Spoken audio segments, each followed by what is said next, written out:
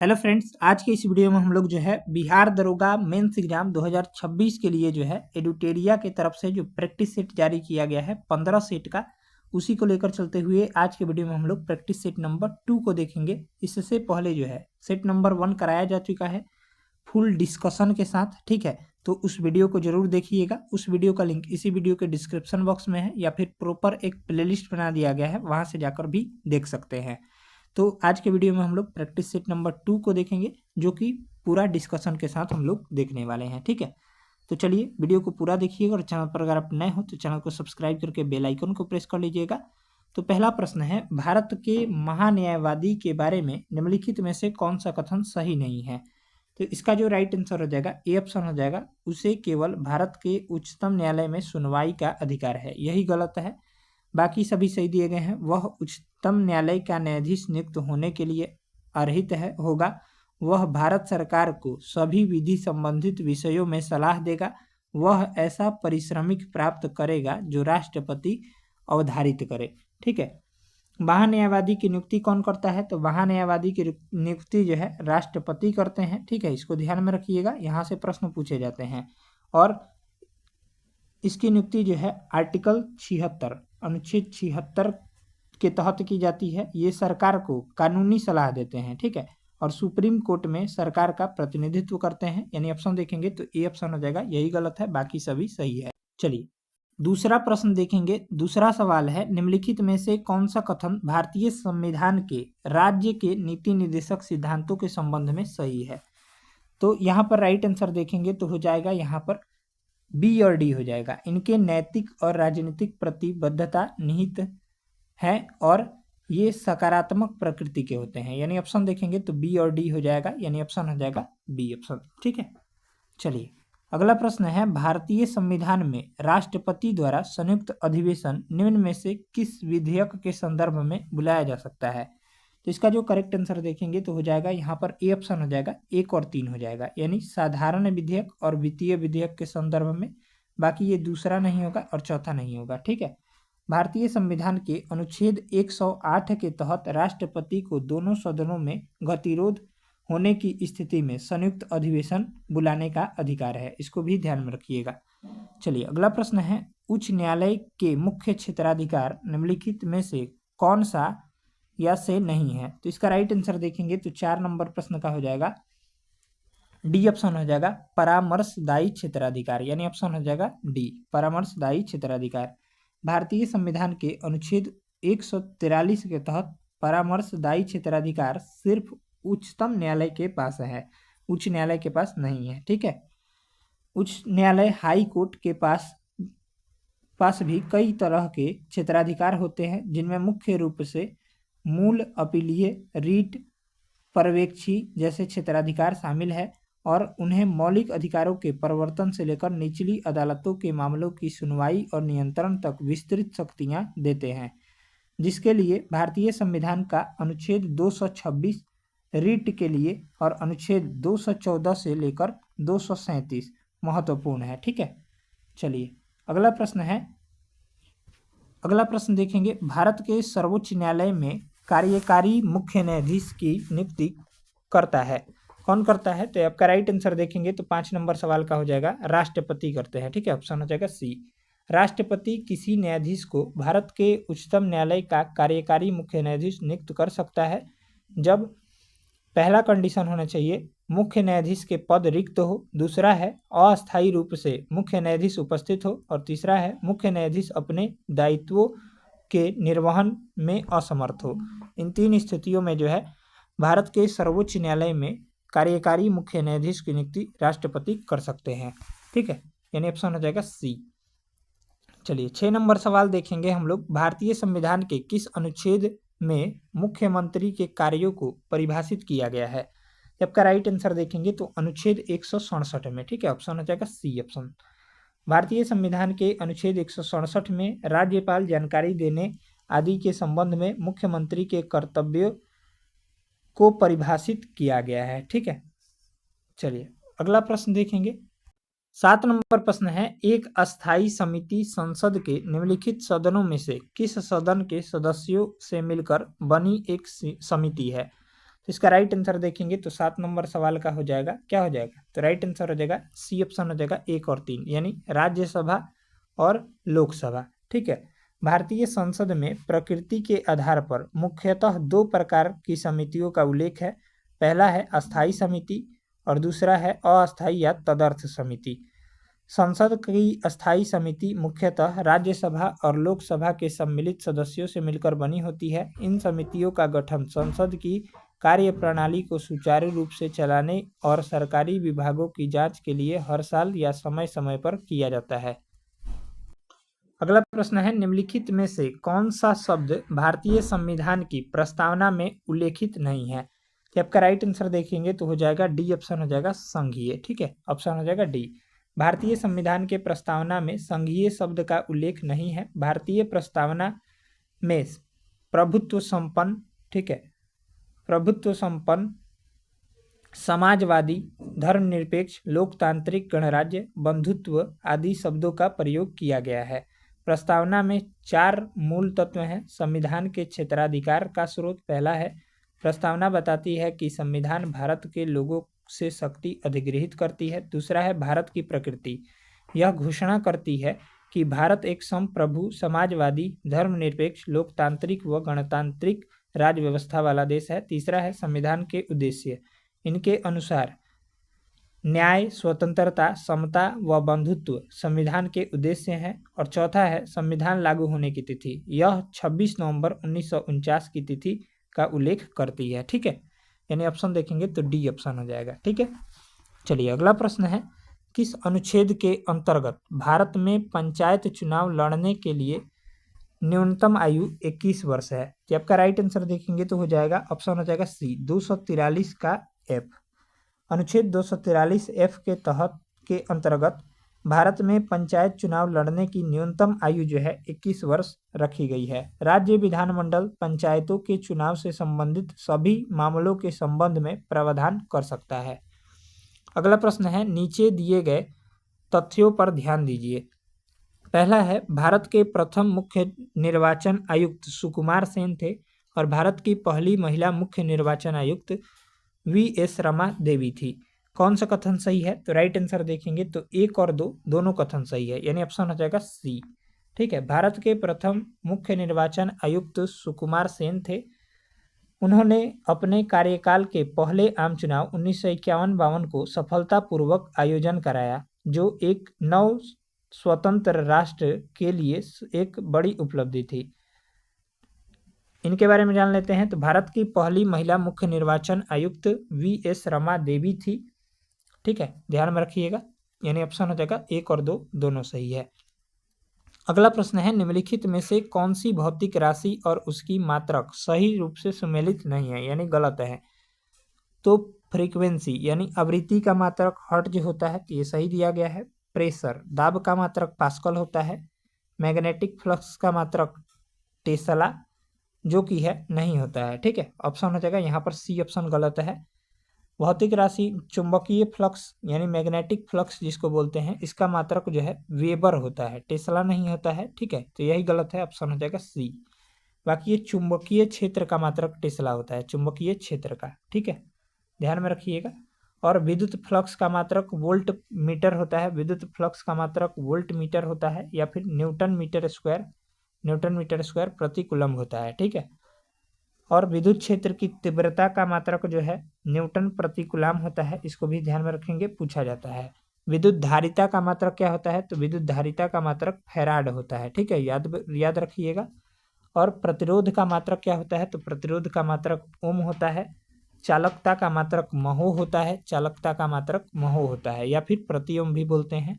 और विशिष्ट प्रतिरोध या प्रतिरोधकता का मात्रक जो है ओम मीटर होता है। ठीक है, ध्यान में रखिएगा, इन सभी पॉइंट्स को ध्यान में रखेंगे। ये सही सुमेलित नहीं है। मैग्नेटिक फ्लक्स का मात्रक वेबर होता है और चुंबकीय क्षेत्र का मात्रक टेस्ला होता है। चलिए अगला प्रश्न है, सूची 1 को सूची 2 से मिलान करना है। ये मापक और अनुप्रयोग दिए गए हैं। तो बैरोमीटर जो है वायुमंडलीय दाब को मापता है। गैल्वेनोमीटर जो है विद्युत धारा को मापता है। तो इसका जो राइट आंसर हो जाएगा ये आपका हो जाएगा यहाँ पर एटोमोमीटर जो है वाष्पीकरण को मापता है, और कैरेटोमीटर स्वर्ण की शुद्धता को मापता है। तो इस तरह से राइट आंसर देखेंगे तो हो जाएगा 1 2 3 4, यानी ऑप्शन हो जाएगा सी ऑप्शन। ठीक है। गैल्वेनोमीटर विद्युत धारा की उपस्थिति की जांच में प्रयोग किया जाता है। बैरोमीटर वायुमंडलीय दाब मापने में, एटोमोमीटर जो है वाष्पीकरण को मापने में, और कैरोटोमीटर स्वर्ण की यानी सोने की शुद्धता को मापने में प्रयोग किया जाता है। इस तरह से राइट आंसर हो जाएगा सी ऑप्शन। चलिए अगला प्रश्न देखेंगे। प्रश्न संख्या 13 है, निम्नलिखित में से किस विद्युत चुंबकीय तरंग की तरंग दैर्घ्य सबसे कम होती है? तो आपका राइट आंसर देखेंगे तो हो जाएगा गामा किरण की। ठीक है, ऑप्शन हो जाएगा डी ऑप्शन हो जाएगा गामा किरण। ठीक है, सबसे कम विद्युत चुंबकीय तरंग जो है में से तरंग दैर्घ्य सबसे कम किसका होता है? तो गामा किरण का होता है। ऑप्शन हो जाएगा डी। यहाँ पर इसका व्याख्या देखेंगे तो विद्युत चुंबकीय तरंग की तरंग दैर्घ्य का यहाँ पर देखेंगे तो घटते क्रम में है। पहले है दीर्घ रेडियो तरंग, फिर लघु रेडियो तरंग, फिर अवरक्त विकिरण तरंग, और फिर विकिरण है, फिर प्रकाश पराबैंगनी तरंग, और फिर एक्स किरण, और लास्ट में गामा किरण। ठीक है, चलिए अगला प्रश्न देखेंगे। लेंस के संबंध में निम्नलिखित में से कौन सा कथन सही है? 14 नंबर प्रश्न देखेंगे तो उत्तल लेंस की क्षमता को धनात्मक संख्या के रूप में दर्शाया जाता है, तो ये बिल्कुल सही है। और अवतल लेंस की क्षमता को ऋणात्मक संख्या के रूप में दर्शाया जाता है, तो ये भी सही है। यानी 1 और 2 दोनों सही है, यानी राइट आंसर हो जाएगा सी ऑप्शन। लेंस पर आपतित किरण का विचलन या विस्थापित लेंस की क्षमता द्वारा परिभाषित किया जाता है। किसी लेंस की क्षमता को लेंस की फोकस दूरी यानी P बराबर 1/f फोकस दूरी के व्युत्क्रम के रूप में परिभाषित किया जाता है। ठीक है, ये इंपॉर्टेंट फार्मूला है, याद रखिएगा। इसका मात्रक जो है लेंस की क्षमता का मात्रक डायोप्टर होता है। लेंस की क्षमता को P से प्रदर्शित किया जाता है, यहाँ पर हमने बताया है, और मात्रक जो है डायोप्टर होता है, याद रखिएगा। उत्तल लेंस की क्षमता धनात्मक होती है और अवतल लेंस की क्षमता ऋणात्मक होती है। चलिए अगला प्रश्न है, निम्नलिखित में से कौन सा सुमेलित है? तो टेलीफोन, डायनेमो, चेचक का टीका और सभी सुमेलित है। तो ये आपका राइट आंसर देखेंगे तो सभी सुमेलित दिए गए हैं, यानी सभी सुमेलित हैं। टेलीफोन की खोज ग्राहम बेल के द्वारा किया गया था, डायनेमो की खोज माइकल फेराडे के द्वारा, और चेचक के टीका की खोज एडवर्ड जेनर के द्वारा, यानी इनमें से सभी सही है, यानी ऑप्शन हो जाएगा डी। कुछ और इम्पोर्टेंट है उसको भी ध्यान में रखिएगा। टेलीफोन बता ही दिए, ग्राहम बेल, चेचक के टीका एडवर्ड जेनर, बैरोमीटर ई टॉरिसेली। ठीक है, याद रखिएगा इसको। क्रेस्कोग्राफ जेसी बोस ने खोज किया था। कॉस्मिक किरण की खोज विक्टर हेस ने किया था। क्रोनोमीटर की खोज जॉन हैरिसन ने किया था। डायनेमो की खोज माइकल फेराडे ने किया था, और ग्रामोफोन की खोज जो है थॉमस अल्वा ने किया था। ठीक है, ये सभी पॉइंट्स को ध्यान में रखिएगा, एग्जाम में पूछा जा सकता है। चलिए अगला प्रश्न है, किसी आवर्त में परमाणु क्रमांक में वृद्धि होने पर क्या होता है? आपका राइट आंसर देखेंगे तो हो जाएगा बी ऑप्शन हो जाएगा, धात्विक गुण में कमी आती है। किसी आवर्त में परमाणु क्रमांक बढ़ने के साथ साथ तत्वों की धात्विक गुण में कमी हो जाती है, यानी घटती है, और अधात्विक गुण बढ़ जाती है, क्योंकि नाभिकीय आवेश बढ़ता है, जिससे परमाणु का आकार घटता है और इलेक्ट्रॉन त्यागना कठिन हो जाता है, जिससे तत्व इलेक्ट्रॉन ग्रहण करने लगते हैं और उनकी धात्विक प्रकृति कम हो जाती है। ठीक है, याद रखिएगा। नेक्स्ट प्रश्न है 17 नंबर, निम्नलिखित में से कौन सा कथन सही है? पहला है कथन, प्रबल अम्ल और दुर्बल क्षार के लवण अम्लीय होते हैं जिसका पीएच मान 7 से कम होता है। तो इसका जो राइट आंसर हो जाएगा केवल एक सही है, दूसरा गलत है। ठीक है, यानी ऑप्शन हो जाएगा केवल एक। प्रबल अम्ल और दुर्बल क्षार के लवण अम्लीय होते हैं जिनका पीएच मान 7 से कम होता है, अतः कथन एक सही है, दूसरा गलत है। ठीक है, जब विद्युत धारा सोडियम क्लोराइड के विलयन से होकर गुजरती है तो वह अपघटित होकर सोडियम हाइड्रोक्साइड, क्लोरीन गैस तथा हाइड्रोजन बनाती है। इस प्रक्रिया को क्लोरो क्षार प्रक्रिया कहा जाता है। ठीक है, याद रखिएगा। चलिए अगला प्रश्न है, निम्नलिखित में से कौन सा एंजाइम प्रोटीन को पेप्टाइड में परिवर्तित करता है? तो आपका राइट आंसर देखेंगे तो पेप्सिन नामक एंजाइम। ठीक है, ऑप्शन हो जाएगा ए। प्रोटीन को पेप्टाइड यानी छोटा पेप्टाइड श्रृंखलाओं में मुख्य रूप से पेप्सिन नामक एंजाइम जो है परिवर्तित करता है, ध्यान में रखिएगा। चलिए अगला प्रश्न देखेंगे। अगला प्रश्न है, निम्नलिखित कथनों पर विचार करें और कौन सा सही है इसको यहाँ पर बताना है। तो पहला कथन है, मेढक की संघ के एम्फीबिया वर्ग का प्राणी है और मेढक अपने शरीर के ताप को वातावरण के अनुसार परिवर्तित करता रहता है। तो आपका राइट आंसर देखेंगे तो हो जाएगा 1 और 2 दोनों सही है। ठीक है, ऑप्शन हो जाएगा ए ऑप्शन। मेढक वह प्राणी है जो जल तथा भूमि दोनों पर निवास करता है तथा कशेरुकी संघ के एम्फीबिया वर्ग से संबंधित है। भारत में पाई जाने वाली मेढक की सामान्य प्रजाति राना टिग्रीना है।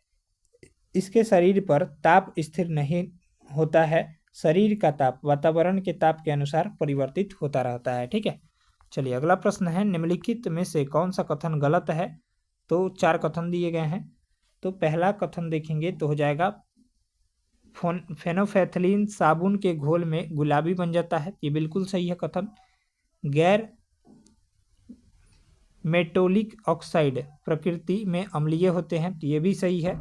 ठीक है, नींबू में साइट्रिक अम्ल होता है, तो ये भी सही है। तो गलत कौन सा है? तो चौथा है, यानी ऑप्शन हो जाएगा डी। सोडियम हाइड्रोक्साइड की क्षारीय प्रकृति सोडियम आयनों की उपस्थिति के कारण होती है, यह गलत है। सोडियम हाइड्रोक्साइड की क्षारीय प्रकृति सोडियम आयनों की उपस्थिति के कारण होती है, यह गलत है। सोडियम हाइड्रोक्साइड की क्षारीय प्रकृति के होने का मुख्य कारण जो है पानी में घुलने पर हाइड्रोक्साइड आयनों OH भरपूर मात्रा में मुक्त करना, जिससे विलयन का pH मान 7 के ऊपर चला जाता है और यह क्षारीय प्रकृति का हो जाता है। ठीक है, चलिए अगला प्रश्न है। अगला प्रश्न देखेंगे तो निम्नलिखित में से कौन सा एक सही सुमेलित नहीं है? तो यहाँ पर देखिएगा, हाँ 21 नंबर सवाल का राइट आंसर देखेंगे तो हो जाएगा यहाँ पर खसरा रूबेला वायरस, तो ये बिल्कुल सही है। चिकन पॉक्स वेरिसेला वायरस से होता है, ये भी सही है। पोलियो एंट्रो वायरस से होता है और चेचक जो है न्यूट्रोट्रॉपिक वायरस से नहीं होता है, यानी ऑप्शन हो जाएगा डी, यही गलत है। ठीक है, चेचक जो है यह वेरियोला वायरस के कारण होता है। ठीक है, याद रखिएगा। रेबीज जो है न्यूट्रोपिक वायरस के कारण होता है, इसको भी ध्यान में रखेंगे। अगला प्रश्न देखेंगे, लिक्विफाइड पेट्रोलियम गैस LPG के घटकों में निम्न में से कौन सा शामिल है? तो आपका राइट आंसर देखेंगे तो हो जाएगा 22 नंबर सवाल का। यहाँ पर कौन सा शामिल है? तो प्रोपेन शामिल होता है, ब्यूटेन शामिल होता है और ब्यूटालीन शामिल होता है, मीथेन शामिल नहीं होता है। यानी ऑप्शन देखेंगे तो 2 और 3 और 4, यानी ऑप्शन हो जाएगा डी। मीथेन CNG का प्रमुख घटक होता है। यह CNG यानी कंप्रेस्ड नेचुरल गैस का प्रमुख घटक होता है, जबकि LPG लिक्विफाइड पेट्रोलियम गैस के प्रमुख घटक प्रोपेन, प्रोपिलीन, ब्यूटेन और ब्यूटालीन होते हैं। ठीक है, चलिए नेक्स्ट है, संक्षारण की समस्या को कम करने के लिए निम्नलिखित में से कौन सा तरीका प्रयोग में लाया जाता है? आपका राइट आंसर देखेंगे तो 23 का हो जाएगा बी ऑप्शन हो जाएगा 1, 2, 3 और 5, यानी पेंटिंग। दूसरा है गैल्वेनीकरण, तीसरा है एनोडीकरण और 5वां है आपका मिश्र धातु का निर्माण। ये गलत है, चौथा नहीं होगा, यानी ऑप्शन हो जाएगा बी। खुली वायु में कुछ दिन छोड़ देने पर सिल्वर की वस्तुएं काली हो जाती है। ऐसा सिल्वर का वायु में उपस्थित सल्फर के साथ अभिक्रिया कर सिल्वर सल्फाइड की परत बनने का कारण होता है। प्राकृतिक रूप से धातु द्वारा ऑक्साइड, सल्फाइड, हाइड्रोक्साइड आदि की परत बनाने की प्रक्रिया को ही संक्षारण कोरिजन कहते हैं। ठीक है, चलिए अगला प्रश्न देखेंगे, निम्नलिखित में से कौन सा अम्ल क्षारक सूचक है? तो आपका राइट आंसर देखेंगे तो 24 का हो जाएगा डी ऑप्शन हो जाएगा 1, 2, 3 और 4, यानी लाल पत्ता गोभी, हल्दी, हाइड्रेजिया और जेरानियम। ठीक है, यानी ऑप्शन हो जाएगा 1 और 2 और 3 और 4। चलिए अगला प्रश्न देखेंगे, 25 नंबर प्रश्न है, निम्नलिखित में से कौन सा सरीसृप वर्ग का जंतु नहीं है? जब का राइट आंसर देखेंगे तो हो जाएगा ऑस्ट्रिच, ऑप्शन हो जाएगा सी। कछुआ, किंग कोबरा, उड़न छिपकली आदि सरीसृप हैं, जबकि ऑस्ट्रिच, सफेद स्टॉर्क, बतख, फ्लेमिंगो, शुतुरमुर्ग, एमू, कीवी, पेंगुइन पक्षी जो है पक्षी वर्ग के अंतर्गत आते हैं। ठीक है, चलिए अगला प्रश्न है, एम्फीसाइमा निम्नलिखित में से किसे प्रभावित करता है? आपका राइट आंसर देखेंगे तो हो जाएगा फेफड़ा को प्रभावित करता है, यानी ऑप्शन हो जाएगा ए। एम्फीसाइमा मुख्यतः धुआं आदि के अंतः श्वसन से जुड़ा होता है। एम्फीसाइमा के सबसे अधिक मामले सिगरेट पीने या लंबे समय तक वायु प्रदूषण के समर्थक में रहने के कारण होता है। यह रोग फेफड़े में वायु कोष्ठ को क्षतिग्रस्त कर देता है, यानी ऑप्शन हो जाएगा ए फेफड़ा। चलिए अगला प्रश्न देखेंगे 27 नंबर, निम्नलिखित में से कौन सा सुमेलित नहीं है। तो आपका राइट आंसर देखेंगे तो ए ऑप्शन गलत है, आयोडीन 123 मोतियाबिंद का उपचार, यही गलत है, बाकी सभी सही दिए गए हैं। कोबाल्ट 60 से कैंसर का उपचार किया जाता है। फास्फोरस 32 से आपका किसका उपयोग, तो रक्त प्रवाह का अनुलेखन किया जाता है, ठीक है ना। यानी ऑप्शन देखेंगे तो यहाँ पर हो जाएगा हाँ बी और सी सही है, ए गलत है, ठीक है। तो गलत पूछा था, ऑप्शन हो जाएगा ए। आयोडीन 123, आयोडीन एक रेडियोधर्मी समस्थानिक आइसोटॉप है। इसका प्रयोग मस्तिष्क के इमेजिंग के लिए किया जाता है, न कि मोतियाबिंद के उपचार के लिए, ठीक है, याद रखिएगा। नेक्स्ट है, एनोक्सिया से पीड़ित किसी व्यक्ति में निम्नलिखित में से कौन से लक्षण दिखाई देते हैं। तो आपका राइट आंसर देखेंगे तो हो जाएगा डी ऑप्शन हो जाएगा, सोचने की क्षमता में कमी आती है, ठीक है।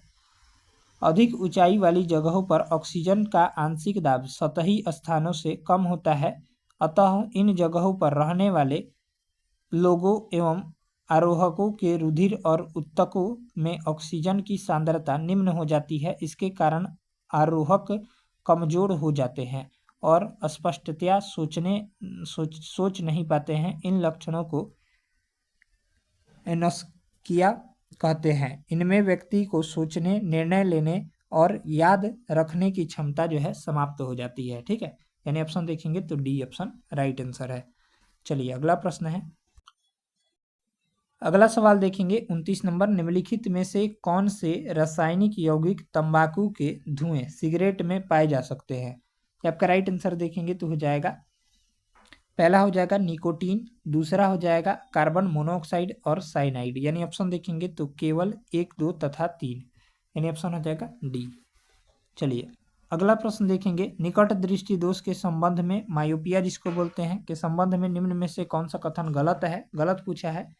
आपका राइट आंसर देखेंगे तो हो जाएगा डी ऑप्शन हो जाएगा, प्रतिबिंब का रेटिना पर बनना। निकट दृष्टि दोष मायोपिया में वस्तु का प्रतिबिंब रेटिना पर नहीं बल्कि रेटिना के आगे ही बन जाता है, ठीक है। निकट दृष्टि दोष निम्न कारण से हो सकता है, नेत्र लेंस की मोटाई जब बढ़ जाती है तो निकट दृष्टि दोष हो जाएगा, और नेत्र लेंस की फोकस दूरी कम हो जाएगी तब भी निकट दृष्टि दोष हो जाएगा, ठीक है। नेत्र लेंस की त्रिज्या या व्यास में वृद्धि हो जाना, यह भी इसका लक्षण है, ठीक है। तो ऑप्शन हो जाएगा डी।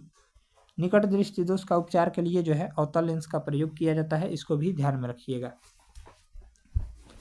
चलिए अगला सवाल देखेंगे 31 नंबर, निम्नलिखित में से कौन सा युग्म सही सुमेलित नहीं है।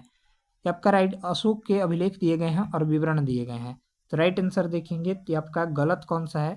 प्रथम शिलालेख पशु बलि की निंदा, ये सही है। चौथा शिलालेख भेरी घोष की जगह धम्म घोष की घोषणा, ये भी सही है। छठा शिलालेख तीर्थ यात्राओं का उल्लेख, यही गलत है, यानी ऑप्शन हो जाएगा सी। नौवां शिलालेख शिष्टाचार का उल्लेख, ये सही दिया गया है, ठीक है। छठा शिलालेख तीर्थ यात्राओं का उल्लेख, यह गलत है। अशोक के छठे शिलालेख में आत्मनियंत्रण की शिक्षा दी गई है। अशोक के 7वें और 8वें शिलालेख में अशोक की तीर्थ यात्राओं का उल्लेख है, ठीक है।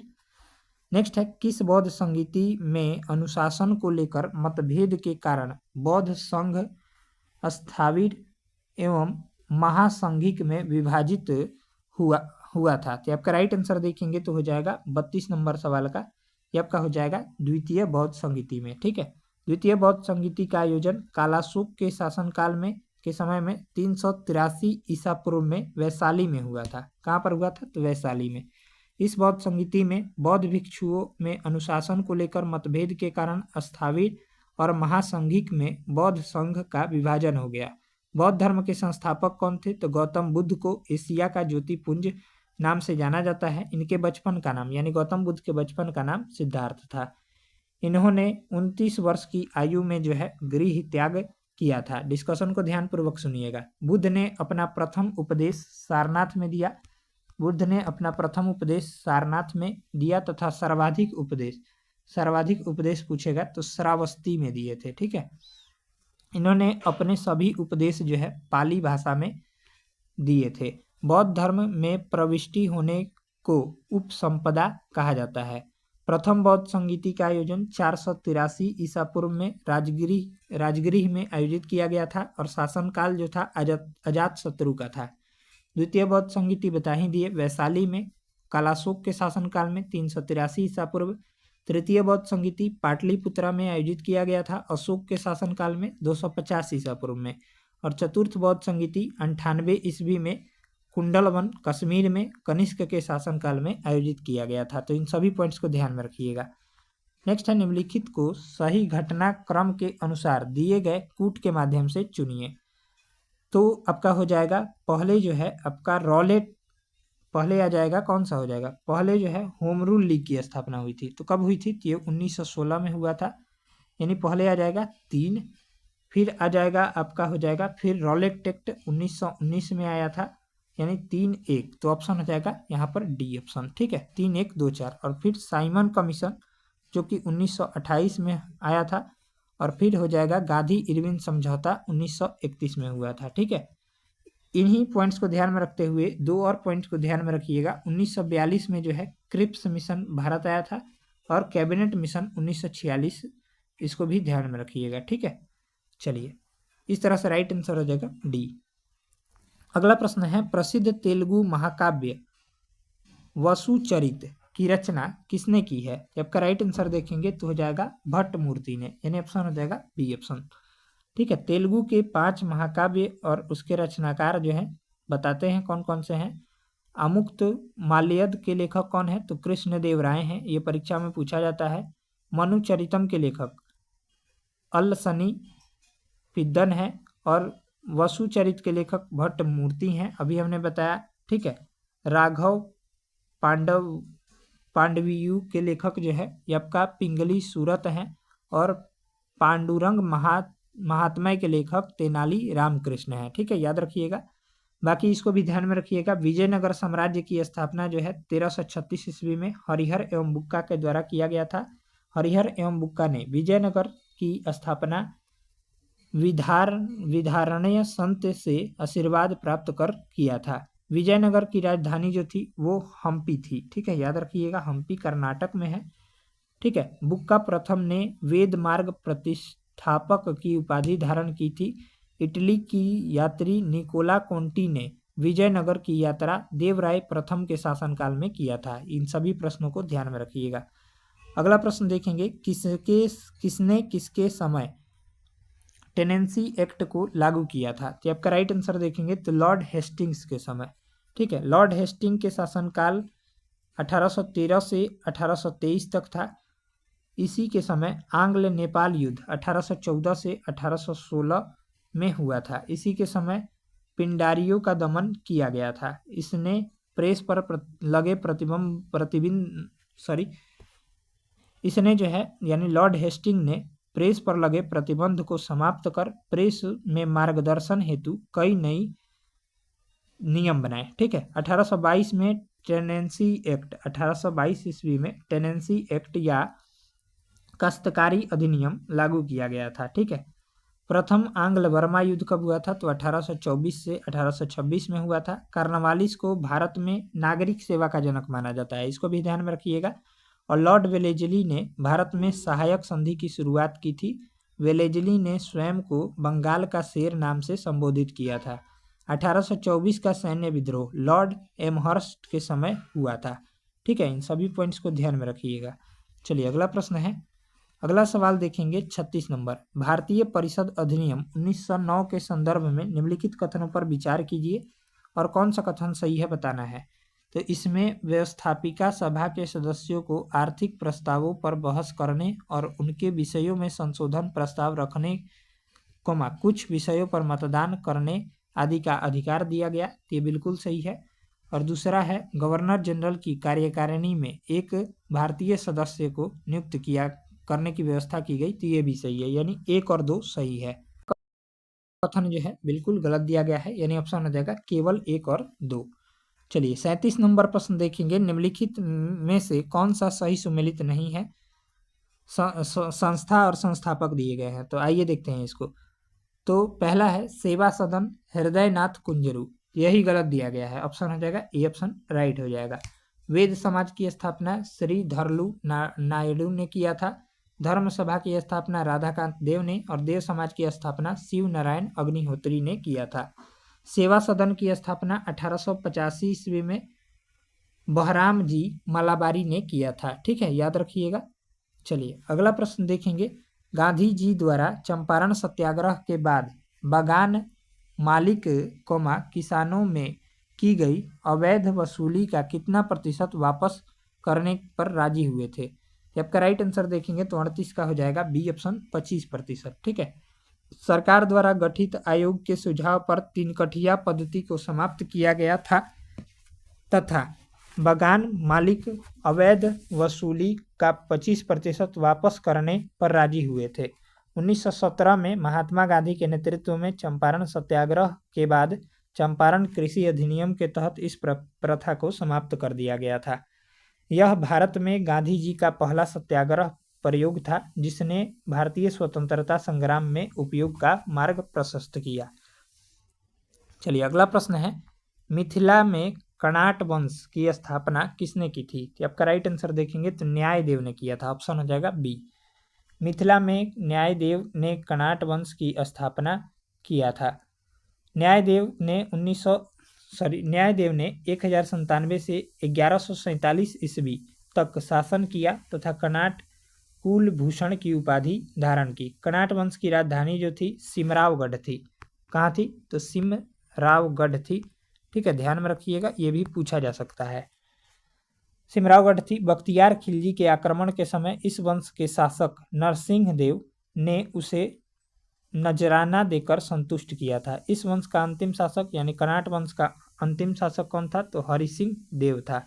हरिसिंह देव था कणाट वंश का अंतिम शासक। ठीक है, वीडियो को एक लाइक कर दीजिएगा। वीडियो में बहुत ज़्यादा मेहनत किया जा रहा है आपके लिए, पूरा डिस्कशन हम कर रहे हैं। नेक्स्ट है, भारतीय मंदिर स्थापत्य इंडियन टेम्पल आर्किटेक्चर के संदर्भ में निम्नलिखित कथनों पर विचार कीजिए और उपरोक्त में से राजराजेश्वर द्वारा निर्मित तंजावुर मंदिर के संघटक तत्व कौन से हैं बताना है। आपका राइट आंसर देखेंगे तो हो जाएगा 40 नंबर सवाल। अच्छा 40 नंबर सवाल हम लोग नहीं देखे क्या? हाँ 40 नंबर प्रश्न पहले देखते हैं, 40 नंबर नहीं देखे थे। राक्षसी तंगड़ी युद्ध के समय विजयनगर का शासक कौन था? तो आपका राइट आंसर देखेंगे तो हो जाएगा सदाशिव राय थे। ठीक है, ऑप्शन हो जाएगा ए ऑप्शन। यह युद्ध कब हुआ था? तो 1565 ईस्वी में हुआ था। इस युद्ध के समय विजयनगर का शासक तुलु वंश का सदाशिव राय था। बीजापुर के सुल्तान अली आदिल शाह के नेतृत्व में अहमदनगर, गोलकुंडा, बीदर एवं बीजापुर की संयुक्त सेना को तालीकोटा युद्ध में बुरी तरह पराजित किया गया। चलिए अगला प्रश्न है 41 नंबर। भारतीय मंदिर स्थापत्य इंडियन टेम्पल आर्किटेक्चर के संदर्भ में निम्नलिखित पर विचार कीजिए। यहाँ पर 4 दिए गए हैं और उपरोक्त में से कौन से राजराजेश्वर द्वारा निर्मित तंजावुर मंदिर के संघटक तत्व हैं?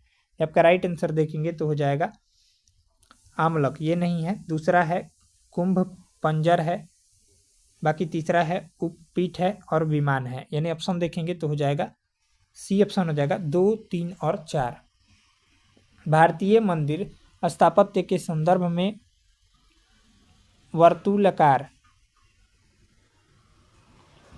नागर शैली मंदिरों की विशेषता है। ठीक है, जबकि तंजावुर का राजराजेश्वर मंदिर जो है द्रविड़ शैली का विशेषता है। ठीक है, भारतीय मंदिरों के संदर्भ में कुंभ पंजर, उपपीठ एवं विमान स्थापत्य द्रविड़ शैली मंदिर के स्थापत्य की विशेषता है जो चोल शासक राजराजेश्वर द्वारा निर्मित तंजावुर मंदिर का संघटक तत्व है। याद रखिएगा। नेक्स्ट प्रश्न है, कांग्रेस के त्रिपुरी अधिवेशन में सुभाष चंद्र बोस द्वारा अध्यक्ष पद से त्यागपत्र देने के बाद किसको अध्यक्ष बनाया गया था? आपका राइट आंसर देखेंगे तो डॉक्टर राजेंद्र प्रसाद को। कांग्रेस के त्रिपुरी अधिवेशन 1939 में हुआ था। इस अधिवेशन में अध्यक्ष पद के लिए पहली बार मतदान हुआ जिसमें सुभाष चंद्र बोस ने गांधी जी के द्वारा समर्थित उम्मीदवार पट्टाभी सीतारमैया को हटा दिया। कार्य प्रणाली के मतभेद के कारण सुभाष चंद्र बोस ने पद से इस्तीफा दे दिया। इसके बाद डॉक्टर राजेंद्र प्रसाद को कांग्रेस का अध्यक्ष बनाया गया था। ठीक है, ऑप्शन हो जाएगा डी। नेक्स्ट है बजट एक लेख पत्र होता है। जब आपका राइट आंसर देखेंगे तो हो जाएगा सी ऑप्शन, सरकार की राजकोषीय नीति का। बजट का वार्षिक वित्तीय विवरण, बजट सरकार का वार्षिक वित्तीय विवरण होता है। इसके तहत सरकार अपनी राजकोषीय नीति घोषित करती है। नेक्स्ट है निम्न में से किसने पीपुल्स प्लान का प्रतिपादन किया था? तो आपका राइट आंसर देखेंगे तो हो जाएगा एम.एन. रॉय ने। वर्ष 1945 ईस्वी में एम.एन. रॉय द्वारा पीपुल्स प्लान जनवादी योजना का निर्माण किया गया था। इसके तहत आम जन की मूलभूत आवश्यकताओं की पूर्ति पर बल दिया गया था। ठीक है, अगला प्रश्न है, अगला प्रश्न देखेंगे, आर्थिक और सामाजिक योजना को संविधान के किस सूची में रखा गया है? तो आपका राइट आंसर देखेंगे तो समवर्ती सूची में। ठीक है, ऑप्शन हो जाएगा ए। आर्थिक और सामाजिक योजना संविधान के समवर्ती सूची के अंतर्गत आता है, याद रखिएगा। नेक्स्ट है समाजवादी समाज की स्थापना का उद्देश्य किस पंचवर्षीय योजना में रखा गया था? तो आपका राइट आंसर देखेंगे तो द्वितीय हो जाएगा, ऑप्शन हो जाएगा बी। द्वितीय पंचवर्षीय योजना का कार्यकाल 1956 से 1961 तक था। ठीक है, 1961 तक था। योजना पीसी महालनोबिस मॉडल पर आधारित थी। द्वितीय पंचवर्षीय योजना, इस योजना का मुख्य उद्देश्य समाजवादी समाज की स्थापना करना था। ठीक है, अगला प्रश्न है, वाई के अलग समिति का गठन कब किया गया था? तो आपका राइट आंसर देखेंगे तो वर्ष 1969 में किया गया था, ऑप्शन हो जाएगा डी। वाई के अलग समिति का गठन जो है वर्ष 1969 में किया गया था। इस समिति का गठन जो है वर्ष 1969 में किया गया। अच्छा, यहाँ पर 1969 है, ये आपका वर्ष 1969 नहीं होगा, वर्ष 1979 में किया गया था। ठीक है, ये बुक में मिस्टेक है। वर्ष 1979 में जो है वाई के अलग समिति का गठन किया गया। इस समिति ने ग्रामीण क्षेत्रों के लिए कैलोरी की अलग अलग मात्रा निर्धारित की, जो क्रमशः 2100 कैलोरी और 2400 कैलोरी निर्धारित थी। तो वाई के अलग समिति के गठन कब किया गया था? तो वर्ष 1979 में, 1969 नहीं होगा। चलिए अगला प्रश्न देखेंगे, बुक में मिस्टेक है। नेक्स्ट है, भारत का पहला वन विश्वविद्यालय की स्थापना कहाँ किया जाएगा? आपका राइट आंसर देखेंगे तो हो जाएगा गोरखपुर में। भारत अपनी पहली वन विश्वविद्यालय की स्थापना जो है गोरखपुर में बनाएगी। यह विश्वविद्यालय उत्तर प्रदेश के गोरखपुर में स्थापित किया जाएगा। यह पहल वानिकी, वन्यजीव संरक्षण और पर्यावरण के क्षेत्र में शिक्षा अनुसंधान को नई दिशा प्रदान करेगा। इसका निर्माण लगभग 125 एकड़ भूमि पर किया जाएगा। ठीक है, चलिए अगला प्रश्न है, Vedanta pink city half marathon 2025 के संबंध में कौन सा कथन असत्य है? आपका राइट आंसर देखेंगे तो सी ऑप्शन हो जाएगा, केवल तीसरा असत्य है। यह मैराथन का 12वां संस्करण था, यही गलत है। यह जो है 10वां संस्करण था, बाकी सभी सही दिए गए हैं। 2025 में इसका ब्रांड एम्बेसडर हरमनप्रीत कौर को बनाया गया था और इसमें 3 दौड़ श्रेणियों को शामिल किया गया था। ठीक है, तो याद रखिएगा, केवल तीसरा गलत है। यह 10वां संस्करण था, 10वां, 12वां नहीं होगा, यानी ऑप्शन हो जाएगा 3 गलत है, केवल 3। अगला प्रश्न है, मनरेगा का नया क्या दिया गया है? तो आपका राइट आंसर देखेंगे तो हो जाएगा मनरेगा का नया क्या दिया गया है? तो आपका राइट आंसर देखेंगे ए ऑप्शन हो जाएगा VBG राम बिल, नया नाम दिया गया है। मनरेगा एक अधिकार आधारित ग्रामीण रोजगार कार्यक्रम है जो ग्रामीण परिवारों को 10 दिनों का रोजगार सुनिश्चित करता है। इस बिल का नया नाम बदलकर VBG राम जी दिया गया है। ठीक है, इस नए बिल का मुख्य उद्देश्य ग्रामीण क्षेत्रों में रोजगार के अवसरों का विस्तार तथा ग्रामीण कार्यक्रमों का राष्ट्रीय अवसंरचना योजना से एकीकरण करना है। नेक्स्ट है, संयुक्त राष्ट्र का सर्वोच्च पर्यावरण सम्मान 2025 चैंपियंस ऑफ द अर्थ पुरस्कार से किसे सम्मानित किया गया है? आपका राइट आंसर देखेंगे तो सुप्रिया साहू को सम्मानित किया गया है।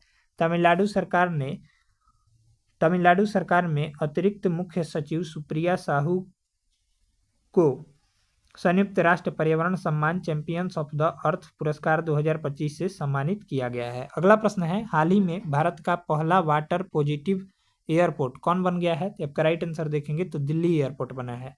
दिल्ली का इंदिरा गांधी अंतर्राष्ट्रीय हवाई अड्डा अब भारत का पहला वाटर पॉजिटिव एयरपोर्ट बन गया है। वाटर पॉजिटिव होने का अर्थ हवाई अड्डा जितना ताज़ा पानी उपयोग करता है उससे अधिक पानी वह प्रकृति वापस पहुंचाता है। ठीक है। अगला प्रश्न है, हाल ही में मिस यूनिवर्स 2025 का खिताब किसने जीता है? आपका राइट आंसर देखेंगे तो 53 का हो जाएगा फातिमा बोस ने जीता है। ठीक है, ऑप्शन हो जाएगा ए। थाईलैंड में आयोजित 74वें मिस यूनिवर्स प्रतियोगिता में फातिमा बीबी ने अब मिस यूनिवर्स का खिताब जीता है। थाईलैंड की प्रवीराण सिंह रन अप बनी है, इसमें रनर अप बनी है। नेक्स्ट है, हाल ही में भगवार यहाँ पर होगा, हाल ही में भगवान बिरसा मुंडा की कौन सी जयंती मनाई गई? तो आपका राइट आंसर देखेंगे तो बिरसा मुंडा की 150वीं जयंती मनाई गई थी, यानी ऑप्शन हो जाएगा सी। 15 नवंबर को प्रत्येक वर्ष बिरसा मुंडा की जयंती मनाई जाती है। ठीक है, भगवान बिरसा मुंडा की 150वीं जयंती मनाई गई है, भगवार नहीं होगा। ठीक है, गलत है। चलिए अगला प्रश्न देखेंगे, बिहार के श्री भारत सिंह भारती को कला के क्षेत्र में कौन सा पद्म पुरस्कार से सम्मानित किया गया? आपका राइट आंसर देखेंगे तो पद्मश्री से। बिहार में श्री भारत सिंह भारती को कला के क्षेत्र में पद्मश्री पुरस्कार से सम्मानित किया गया है। इन्होंने 1000 से अधिक गीतों की रचना, संगीत एवं गायन के माध्यम से भोजपुरी लोक संगीत को राष्ट्रीय वैश्विक पहचान दिलाई। 2026 के लिए 131 पद्म पुरस्कार की घोषणा की गई है, याद रखिएगा। अगला प्रश्न देखेंगे, अगला प्रश्न यहाँ पर दिया गया है 56 नंबर, 8वें वेतन आयोग को केंद्र सरकार द्वारा कब मंजूरी दी गई है? तो आपका राइट आंसर देखेंगे तो हो जाएगा बी ऑप्शन, अक्टूबर 2025 में। 8वें वेतन आयोग को केंद्र सरकार द्वारा अक्टूबर 2025 में मंजूरी दी गई है। पहला वेतन आयोग की स्थापना 1946 में किया गया था। 8वें वेतन आयोग के अध्यक्ष प्रोफेसर रंजना देसाई हैं। ठीक है, याद रखिए प्रोफेसर रंजना देसाई। नेक्स्ट है, आरबीआई का नया डिप्टी गवर्नर किसे नियुक्त किया गया है? तो आपका राइट आंसर देखेंगे तो हो जाएगा शिरीष चंद्र मुर्मू को। भारत सरकार ने आरबीआई का नया डिप्टी गवर्नर शिरीष चंद्र मुर्मू को बनाया है। ये 9 अक्टूबर 2025 से अपने पद पर कार्यरत हैं। इनका कार्यकाल 3 वर्ष का होगा। ये राजेश्वर राव का स्थान लेंगे। ठीक है, यानी ऑप्शन हो जाएगा यहाँ पर A option, Shirish Chandra Murmu. Next है, बजट 2026-27 में राजकोषीय घाटा जीडीपी का कितना प्रतिशत है? तो आपका हो जाएगा 4.3%। राजकोषीय घाटा सरकार की आय और व्यय के अंतर को दर्शाता है। बजट 2025-26 में यह 4.4% था, जबकि 2026-27 में यह जो है 4.3% हो गया है जीडीपी का। चलिए अगला प्रश्न देखेंगे, सकल और सकल का अर्थ क्या होता है? तो आपका राइट आंसर देखेंगे तो हो जाएगा सी ऑप्शन हो जाएगा, संपूर्ण और अंश। ये हिंदी का प्रश्न था। नेक्स्ट है, दशानन में कौन सा समास है? तो दशानन में जो है ये आपका हो जाएगा बहुब्रीहि समास है, ऑप्शन हो जाएगा ए। द्विगु समास कौन से हैं? तो द्विगु समास के उदाहरण पंचवटी हो जाएगा, त्रिभुवन हो जाएगा, चौमासा हो जाएगा, चौराहा हो जाएगा, याद रखिएगा। कर्मधारय समास का उदाहरण गुरुदेव, मधपान, चंद्रमुख हो जाएंगे। ठीक है। नेक्स्ट है, निम्न में से कौन सा शब्द जातिवाचक संज्ञा नहीं है? तो आपका राइट आंसर देखेंगे तो हो जाएगा बी सुंदर। अगला प्रश्न है, निम्नलिखित में से कौन सा एप्लीकेशन सॉफ्टवेयर का एक उदाहरण नहीं है? तो आपका राइट आंसर देखेंगे तो सी ऑप्शन हो जाएगा, ऑपरेटिंग सिस्टम सॉफ्टवेयर। चलिए अगला प्रश्न देखेंगे 63 नंबर, मास्टरी शब्द का समानार्थी होगा। तो आपका राइट आंसर देखेंगे तो इनमें से सभी हो जाएगा। अगला प्रश्न है, एक्सिक्यूशन शब्द का विपरीतार्थक कौन सा होगा? तो आपका राइट आंसर देखेंगे तो ए और बी दोनों हो जाएगा, यानी लॉस और डेथ, यानी ऑप्शन हो जाएगा ए और बी दोनों। नेक्स्ट है, be out of the blue idiom और फ्रेज का अर्थ है। तो आपका राइट आंसर देखेंगे तो हो जाएगा सी ऑप्शन हो जाएगा, सडनली। नेक्स्ट है, भिलाई इस्पात संयंत्र की स्थापना कब की गई थी? तो आपका करेक्ट आंसर देखेंगे तो 1955 में। भिलाई इस्पात संयंत्र की स्थापना 1955 में तत्कालीन मध्य प्रदेश के भिलाई दुर्ग जिला अब छत्तीसगढ़ राज्य में है। पूर्व सोवियत संघ की सहायता से इसकी स्थापना की गई थी। हिंदुस्तान स्टील लिमिटेड दुर्गापुर की स्थापना 1956 में किया गया था, इसको भी ध्यान में रखिएगा। पश्चिम बंगाल में ब्रिटेन की सहायता से किया गया था। हिंदुस्तान स्टील लिमिटेड राउरकेला की स्थापना 1959 में किया गया। उड़ीसा में पश्चिमी जर्मनी की सहायता से जो है इसको स्थापित किया गया था। नेक्स्ट है भारत का प्रथम राष्ट्रीय उद्यान कौन सा है? तो आपका राइट आंसर देखेंगे तो हो जाएगा जिम कॉर्बेट राष्ट्रीय उद्यान।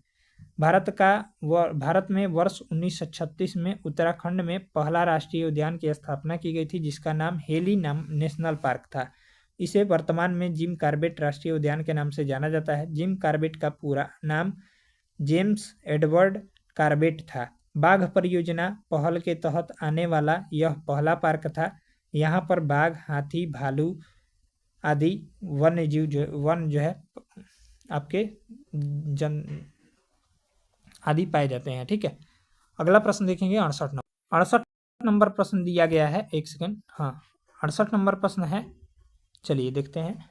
निम्नलिखित कथनों पर विचार करें और कौन सा कथन सत्य है इसको चुनना है। तो आपका राइट आंसर देखेंगे तो पहला है विषुवत रेखा से ध्रुवों की ओर बहने वाली धारा को गर्म जल धारा कहा जाता है। तो ये सही है। ध्रुव से विषुवत रेखा की ओर प्रवाहित होने वाली धारा को ठंडी जल धारा कहा जाता है, ये भी सही है। ठीक है, बाकी तीसरा गलत है। लेब्राडोर जलधारा अटलांटिक महासागर की गर्म जलधारा है, ये गलत है। लेब्राडोर जलधारा जो है ठंडी जलधारा है, ठीक है, न कि गर्म। ठीक है, याद रखिएगा, यानी ऑप्शन हो जाएगा ए। 1 और 2 सत्य है, बाकी तीसरा गलत है। चलिए अगला प्रश्न है राष्ट्रीय पर्यावरण अभियांत्रिकी शोध संस्थान NEERI निम्न में से कहाँ अवस्थित है? ये आपका नागपुर में अवस्थित है। ठीक है, ऑप्शन हो जाएगा यहाँ पर सी ऑप्शन। नेक्स्ट है पर्यावरण संरक्षण के लिए ग्रीन आर्मी कहाँ प्रारंभ किया गया था? आपका करेक्ट आंसर देखेंगे तो ऑस्ट्रेलिया में। ठीक है, पर्यावरण संरक्षण के लिए ग्रीन आर्मी ऑस्ट्रेलिया में प्रारंभ किया गया था।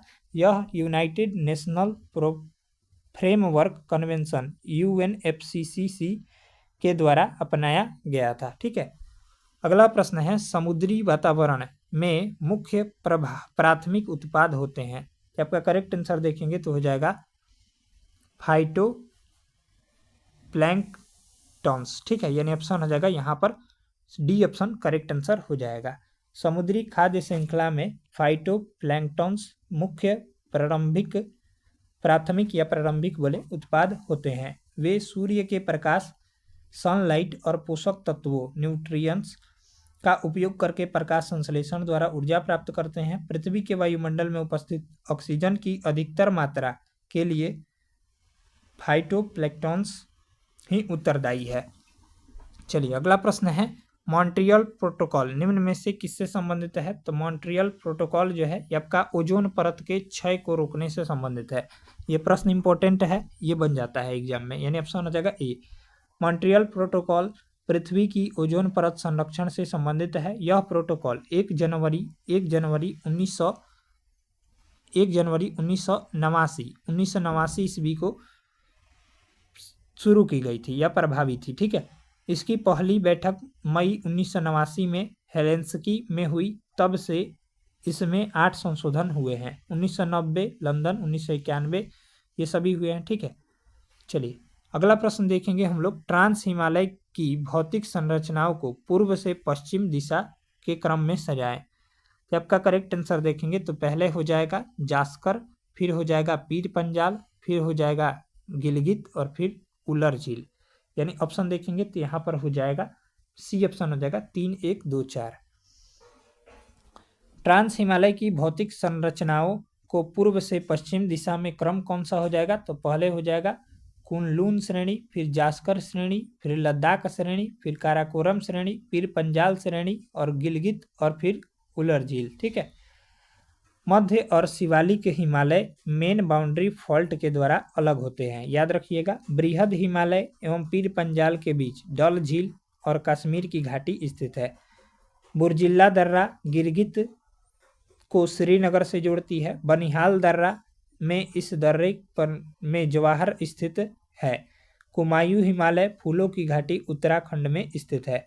कश्मीर हिमालय के करेवा क्षेत्र केसर यानी जाफरान की खेती के लिए जो है प्रसिद्ध है। याद रखेंगे इन सभी पॉइंट्स को। नेक्स्ट है 74 नंबर, यहाँ पर मिलान करना है, सही विकल्प का चयन करना है। तो 74 नंबर प्रश्न देखेंगे। महासागरीय नीतल का कटक अपेक्षाकृत छोटा स्थल रूप, तो इसको क्या कहते हैं? तो इसको जो है मग्न तट कहते हैं। बाकी देखेंगे तो हो जाएगा यहाँ पर हाँ समतल शीर्ष वाला समुद्री पर्वत। महासागरीय समतल शीर्ष वाले समुद्री पर्वत को क्या कहते हैं? तो आपका कहते हैं गाइऑट कहते हैं। और महासागरीय नितल पर उभरी हुई लंबी एवं पतली श्रृंखला को जलमग्न कहते हैं। और महासागरीय नितल पर लंबी, पतली तथा तीव्र ढालों वाली खाई को क्या कहते हैं? तो एक सेकंड, इसका हो जाएगा जलमग्न खाई कहते हैं। यानी ऑप्शन देखेंगे तो यहाँ पर हो जाएगा 2, 4, 1, 3 मिला लीजिएगा। पहला का हो जाएगा 2, दूसरा का हो जाएगा 4, तीसरा का हो जाएगा 1 और चौथा का हो जाएगा 3। यानी ऑप्शन देखेंगे तो 2, 4, 1, 3 राइट आंसर हो जाएगा बी ऑप्शन। चलिए अगला प्रश्न देखेंगे हम लोग। अगला सवाल है, निम्नलिखित नदियों पर विचार करें और उत्तर से दक्षिण की ओर बढ़ने पर नदी का सही क्रम क्या है? तो इसका जो करेक्ट आंसर हो जाएगा ये आपका कौन सा हो जाएगा बताइए? तो पहले हो जाएगा दामोदर नदी, फिर हो जाएगा महानदी और फिर कृष्णा नदी। यानी ऑप्शन देखेंगे तो ए ऑप्शन हो जाएगा 1, 3 और 2। चलिए नेक्स्ट प्रश्न है, शील्ड ज्वालामुखी के संबंध में निम्न में से कौन सा कथन असत्य है?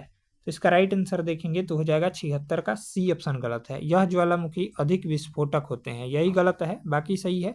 यह ज्वालामुखी बेसाल्ट से निर्मित होते हैं।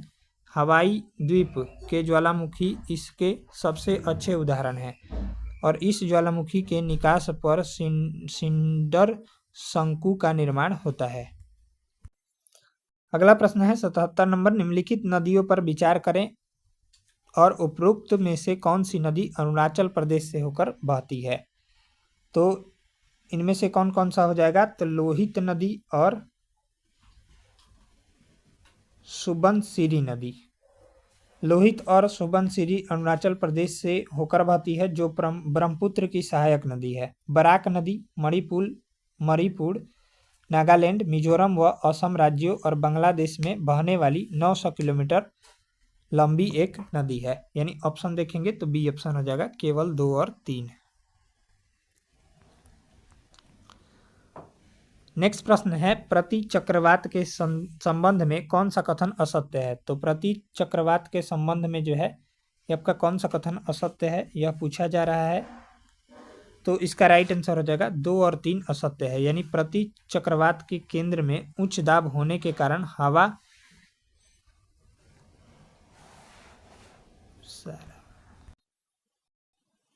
प्रति चक्रवात के केंद्र में उच्च दाब होने के कारण हवा जो है अंदर की ओर चलती है, ये गलत है। और आपका कौन सा गलत है? तो तीसरा भी गलत है। प्रति चक्रवात का मौसम संबंधित परिस्थितियों पर बुरा प्रभाव पड़ता है। इसका सही ऑप्शन केवल 1 हो जाएगा। इसकी गति 30 से 35 किलोमीटर प्रति घंटा की चाल से होती है। दिए गए कथनों में एक कथन सत्य है, 2 और 3 असत्य है। प्रति चक्रवात की गति 30 से 35 किलोमीटर प्रति घंटे की चाल से होती है। प्रति चक्रवात के केंद्र में उच्च दाब वायु का क्षेत्र होता है, जबकि परिधि की ओर निम्न वायुदाब पाया जाता है।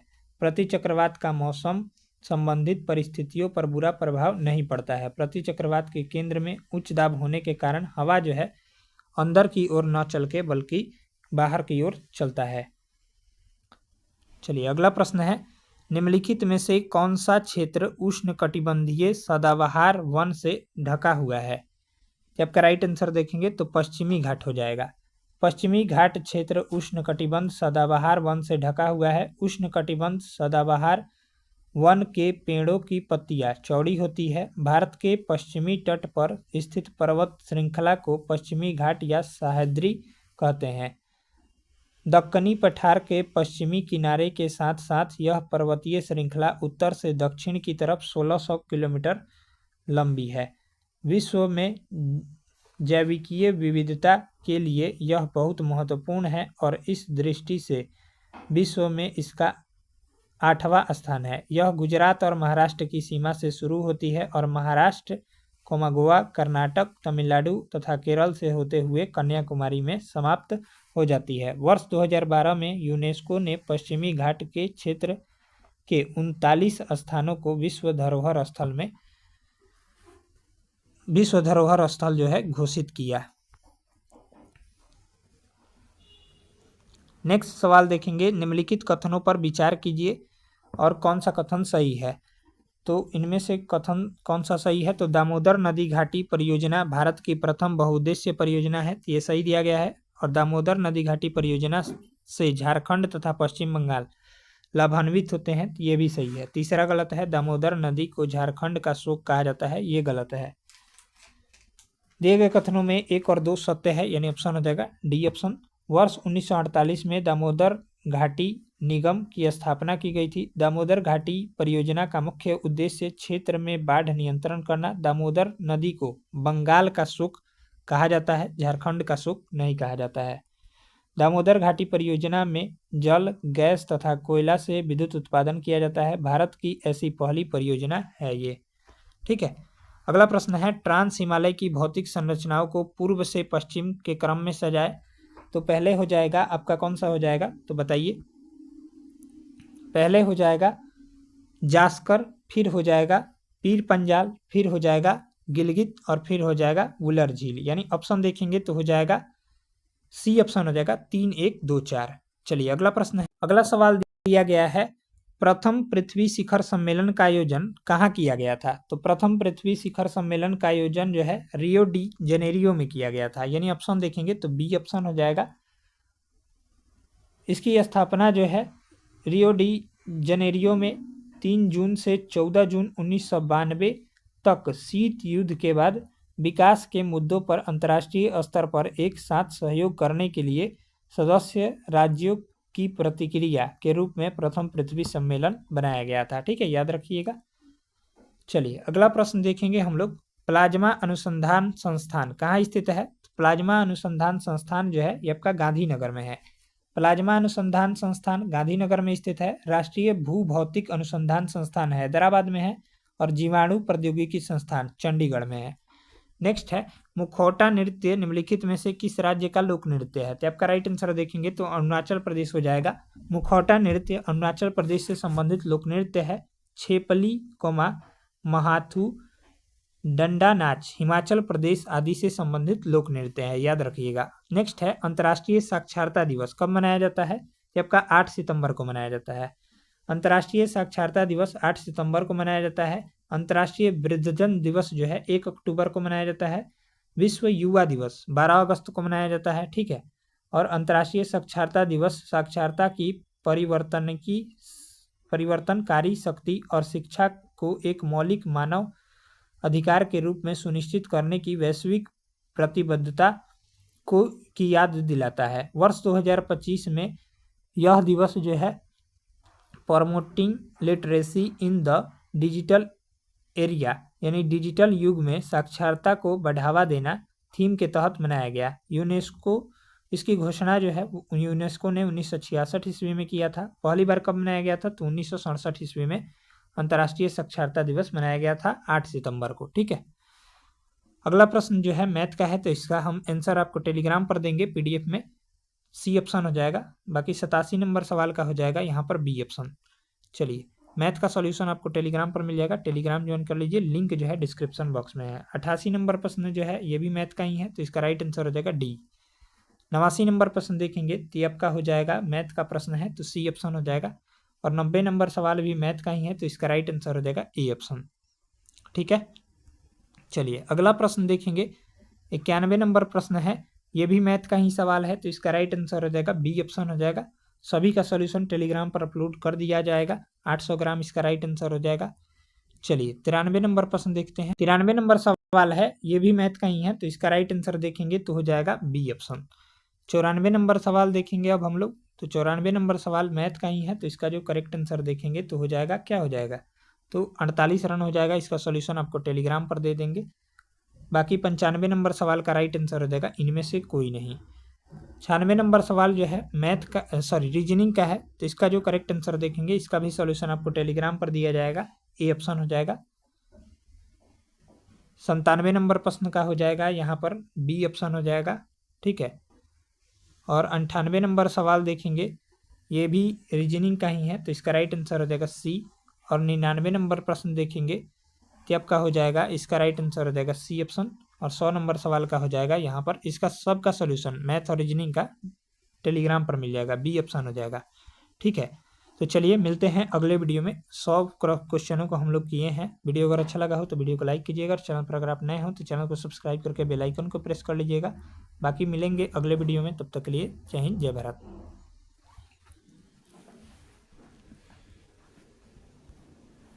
धन्यवाद सभी का।